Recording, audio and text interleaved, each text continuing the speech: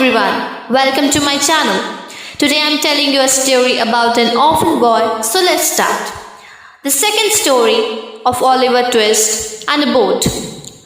For the next 8 or 10 months, with no female in the workhouse to provide nourishment, Oliver was brought up hungry and destitute.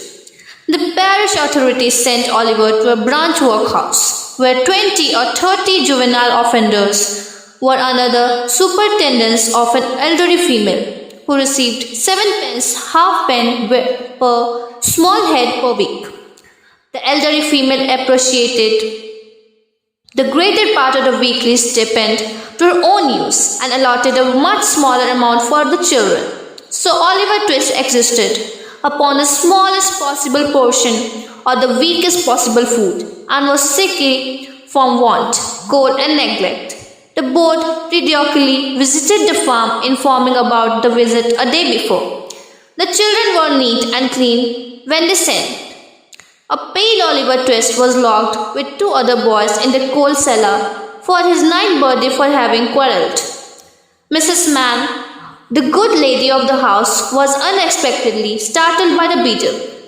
Mr. Bumble arrived.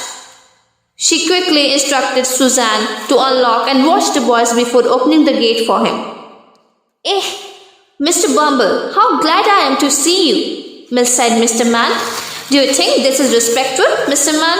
inquired Mr. Bumble, grasping her cane. "To keep the parish officers waiting at the gate. Are you aware, Mr. Mann, that you are a parochial delegate and a stipendiary?" Applauding, Mr. Mann ushered the beadle into a small parlour and offered him game. "And now about business," said the beadle, taking out a leather pocketbook. "The child that was half baptized, Oliver Twist, is 9 years old today, and we have never been able to discover who his father was." Mr. Mann raised her hands in astonishment. "How does he have a name then?" "We name our children in alphabetical order. The last was S. Swibble. I named him. This was T. Twist. I named him." "Why, you are a quite literacy character, sir," said Mrs. Mann. He finished the drink and added, "The board has determined to have him back into the house. I have come myself to take him there, so let me see him at once." Oliver, having been scrubbed off in one washing, was led into the room by his benevolent protectress. "Bow to the gentleman, Oliver," said Mrs. Mann. "Will you go along with me, Oliver?" said Mr. Bumble in a majestic voice. Oliver saw Mrs. Mann behind the beadle's chair, shaking her fist at him furiously. "Will she go with me?" inquired poor Oliver. "No, she can't," replied Mr. Bumble, "but she will come and see you sometimes." Oliver was led away by Mr. Bumble from the wretched home, and he should have been happy, yet he burst into tears, leaving the only friends he had never known. A sense of loneliness sank into the child's heart for the first time. Mr. Bumble led him into a large white washroom where 8 or 10 fat gentlemen were sitting round a table. Oliver brushed away the tears that lingered in his eyes and bowed. "What's your name, boy?" said the gentleman in a high chair.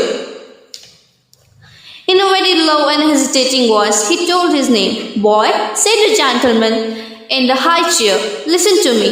You know you are an orphan, I suppose." "What's that, sir?" inquired poor Oliver. "Hush," said the gentleman who had spoken first. "You know we have got no father or mother, and that you were brought up by the parish, don't you?" "Yes, sir," replied Oliver, weeping bitterly. "Why are you crying for?" inquired the gentleman in the white waistcoat. "Well, you have come here to be educated and taught a useful trade," said the red-faced gentleman in the high chair. Oliver was then hurried away to a large where on a rough hard bed he sobbed himself to sleep. The room in which the boys were fed was a large stone wall, where the master, assisted by 1 or 2 women, ladled the grill at meal times. The bowls were never washed. Oliver Twist and his companions suffered slow starvation for 3 months.